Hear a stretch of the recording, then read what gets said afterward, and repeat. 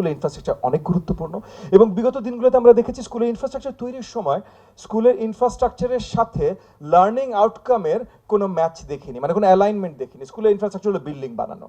এখন বড়ভাবে নতুন যত বিল্ডিং প্রজেক্ট এখন থেকে হবে, মানে এখন থেকে আমরা চালু করার কাজে আছি, প্রত্যেকটা ডিপিপি আমরা ফেরত এনে ডিপিপির উপরে কাজ করছি। আমরা ইতিমধ্যে multiple sets of architecture firms including স্বনামধন্য মানে দেশে সবচেয়ে নাম করা একজন দুজন আর্কিটেক্টদেরকে নিয়েও আমরা মাল্টিপল টাইমস বসেছি যে আমরা কিভাবে লার্নিং ওরিয়েন্টেশন আনতে পারি। এবং এই জায়গায় আমরা জিও এনজিও যে কোলাবোরেশন আর্লি লার্নিং এক্সপার্টসদেরকে আমরা খুব তাড়াতাড়ি দাওয়াত দেওয়া শুরু করবো যে একটা ক্লাসরুম স্পেস, একটা স্কুল স্পেস, প্লেগ্রাউন্ড স্পেস কিভাবে ডিজাইন করতে পারলে আর্লি লার্নিং এর জন্য সবচেয়ে বেশি হেল্পফুল হয় within obviously our fiscal and every all other constraints. মন্ত্রী মহোদয়, যেহেতু নতুন বিল্ডিং ইত্যাদি ডিজাইনে নিয়ে চিন্তা করছেন, আগেই যে সরকার যে করেছিল অনেক আলোচনার পরে আমাদের শারীরিক প্রতিবন্ধীদের জন্য র্যাম্প তৈরি করেছিল।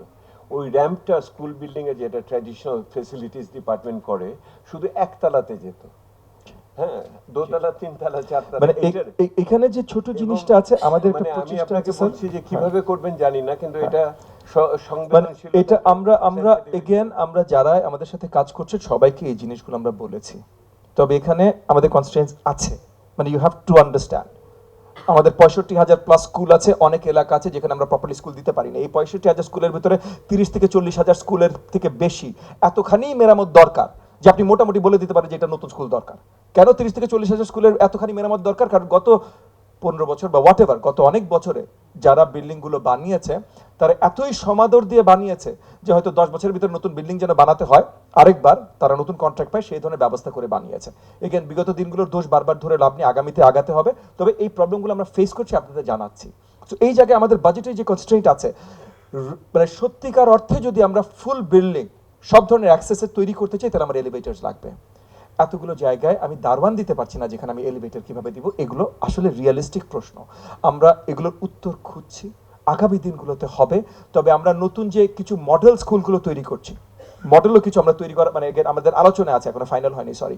এই মডেলগুলোতে আমরা এমনভাবে তৈরি করতে চাই যে এই যে দেবপ্রিয় দাদা যে পয়েন্টগুলো উত্থাপন করলেন, এই প্রত্যেকটা পয়েন্ট যেন আনসার থাকে মডেল স্কুলে, যেন আগামী দিনগুলোতে সবাই তাকায় যে আমাদের প্রত্যেকটা স্কুল যেন এই মডেল স্কুলের আদলে তৈরি হয়। সো এই জিনিসগুলো আমাদের একটা প্রচেষ্টা আছে। এগেন এফেক্টিভ লার্নিং, আমাদের এফেক্টিভ লার্নিংয়ে অনেক ফেলিয়ার্স আছে।